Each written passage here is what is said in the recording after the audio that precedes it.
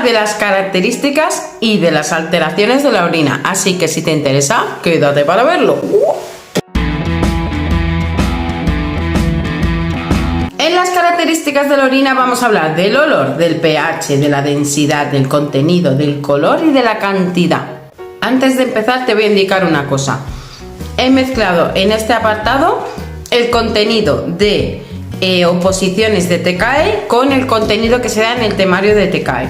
Es decir, voy a concretar en el olor, en el pH y la densidad, pero por lo menos en el temario que yo di no dábamos eso en clase, ¿vale? Así que voy a juntar lo de oposiciones con lo de TKE directamente y así lo tenemos todo. Del olor, de lo que te quiero hablar es que cuando está recién excretada tiene como un ligero olor que se intensa si lo dejamos reposar. A ver, esto es debido a la descomposición de la urea, la cual desprende como un olor amoníaco. Y fíjate que es curioso que cuando este tiene un ligero olor como a frutas, es que tiene acetonas. El pH de la orina debe de ser ligeramente ácido. El pH lo vas a ver mucho, por ejemplo, yo estuve en hematología y hay veces que hay una prueba que se les controla el pH según la quimio y esto es muy importante tenerlo en cuenta. Así pues, el pH entre 6,5 y 7,5 significa que es una orina neutra o balanceada, ¿no? El pH entre 6 y 6,5 es una orina ácida. Menos de 5 es una orina súper ácida y cuando es a partir de 7,5 significa que es una orina alcalina. Densidad se halla entre 1010 y 1020 más o menos. Cuando estas son inferiores se debe a que hay una sobrehidratación o que hay unos problemas renales.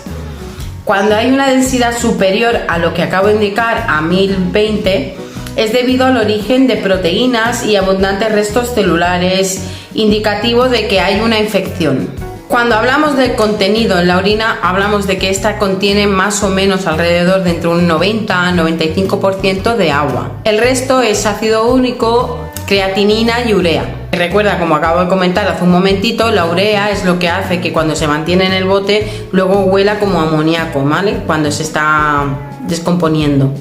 Ahora vamos con la chicha de verdad, que es el color de la orina, porque el color de la orina, al igual que el color de las heces, nos dice un montón de cosas. Cuando es de color claro, a amarillo pajizo más o menos, es el color normal de la orina. Si este es de color transparente, significa que tiene un exceso de agua de lípidos. También podemos encontrar orinas de color gris. Significa que hay una presencia de pus en la orina. Es más, yo la he visto.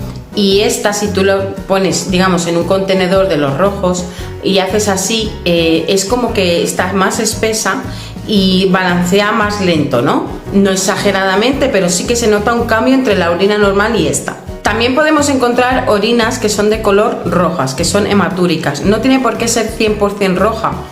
Veréis orinas rojas y veréis orinas que tienen porciones como pedacitos de rojo y otras que están como tintaditas de rojo. Esto es indicativo de que hay sangre en la orina. A este tipo de orina se le llama hematuria. Si recordáis el vídeo que posteé el otro día, hablamos del nacimiento de las palabras. Por lo tanto, cuando hablamos de hematuria, hablamos de prefijo hema, que significa sangre, ¿vale? Para que no os liéis a la hora de estudiar. Después nos podemos encontrar con una orina que es como de color oscuro, que se le llama coluria. A veces es llamada color Coca-Cola. Se debe a la excreción del exceso de bilirrubina por vía urinaria, pero también puede ser uno de los primeros síntomas de hepatitis aguda. Otras veces, cuando recogemos una muestra de orina, podemos observar como en su zona superior hay una base espumosa. Pero si fuese muy abundante y esta no desapareciera a los segundos, puede ser indicativo de que nuestra dieta es muy alta en nitrógeno o que simplemente tenemos algún problema renal, que esto lo determinará realmente el urólogo. El color amarillo miel. Yo la vez que escuché esto dije, ¿cómo es el color amarillo miel? Para mí una referencia es que es más intenso que el aceite, que tiene como un tonito como ámbar. Esta puede ser una señal de que estamos mal hidratados. Y su color es debido a que expulsamos demasiados subproductos y toxinas de manera muy concentrada. Cuando vemos una orina de color naranja o amarillo oscuro, que se le llama color coñac, puede ser debido a ciertos fármacos, aunque también a determinados suplementos vitamínicos como el de tipo B o incluso a una alimentación rica en carotenoides. También podemos ver que hay veces que recogemos un botecito y vemos que hay como un amarillo como turbio. Esta es señal de infección de orina. Luego está la orina de color púrpura, jamás la he visto, pero es indicativa de que la existencia de patógenos que alcalinizan la orina. Los pacientes con catéteres pueden desarrollar una complicación rara llamada síndrome de la bolsa de la orina púrpura, ligado a una infección del tracto urinario o a la orina alcalina. Y por último podemos encontrar la orina gris oscura, que puede indicar que hay bilis en la orina. Ahora nos vamos a centrar en la cantidad. Una diuresis normal oscila entre unos 1200-1500 centilitros al día. Por eso, cuando hay ausencia de esta, es decir, que es inferior a 30 mililitros, estamos hablando de la anuria. Que no debes de confundir con la oliguria. La oliguria es cuando empezamos a hacer menos pipí, pero es inferior a 500. Pero está el umbral entre 500 y 30 mililitros. Y la poliuria es a partir de 2,5 litros.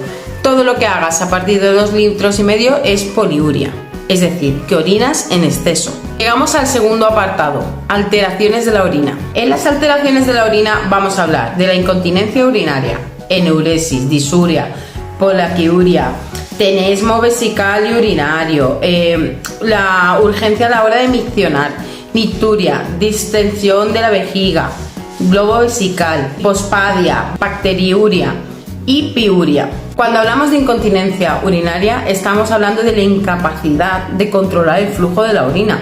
Esto puede ser leve, abundante o incontrolable. Cuando nuestros niños se hacen pipí en la camita, estamos hablando de enuresis. Cuando van a dormir, cuando es por la noche y no pueden controlar el pipí, hablamos de enuresis. Después está la disuria, que ocurre cuando la expulsión de orina es dificultosa, dolorosa e incompleta. Este es el síntoma más molesto del síndrome miccional, el cual puede aparecer escozor o dolor al orinar. Otro tipo de alteración en la micción es la polaquiuria. Es un síntoma del síndrome miccional, en el cual aumentan las fricciones durante el día. Esto es muy importante. Las cantidades son escasas, pero se puede observar una irritación o inflamación en el tracto urinario. Después está el tenesmo vesical o el tenesmo urinario, que es el deseo imperioso que te mueres de ganas por hacer pipí y no puedes, que también es parte del síndrome miccional. Luego tenemos la otra cara de la moneda, que es la urgencia a la hora de miccionar. Esta ocurre cuando tienes esa sensación de no poder contener la orina y por lo tanto necesitas orinar sí o sí ya. Es otro de los componentes del síndrome miccional. Una alteración que nos afecta a muchos es la nicturia, que es cuando orinamos en exceso pero por la noche. Lo cual no significa que el paciente o que la persona no miccione durante el día, sino que por el día micciona lo justo y necesario y por la noche no para de miccionar. Y llegamos al punto de la distensión de la vejiga.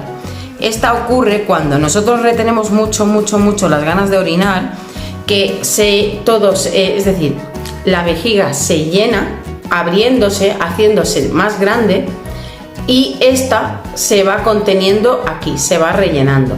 ¿Qué ocurre? Que cuando nos aguantamos mucho el pipí podemos tener tendencia a tener infecciones urinarias, ya que la urea, de lo que hemos hablado al principio de este vídeo, se empieza a podrir. ¿Qué pasaría si nosotros no miccionáramos, no pudiéramos hacer pipí y la vejiga se llena sin parar?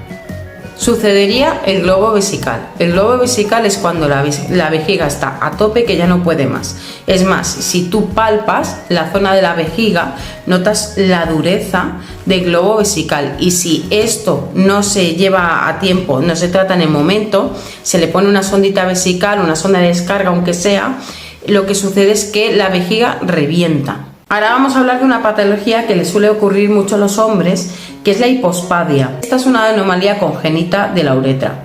Lo que hace es que la uretra aparece en la parte inferior del glande o tronco.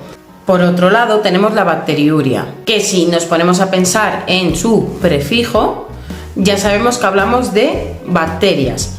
Bacteriuria bacterias en la orina. O piuria, que es cuando hay pus, piuria,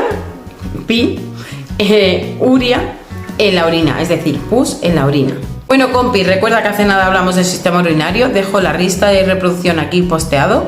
Recuerda que si tienes alguna duda puedes escribirme en los comentarios y no te olvides, sobre todo y ante todo, de suscribirte, darle a like y ¡hasta luego!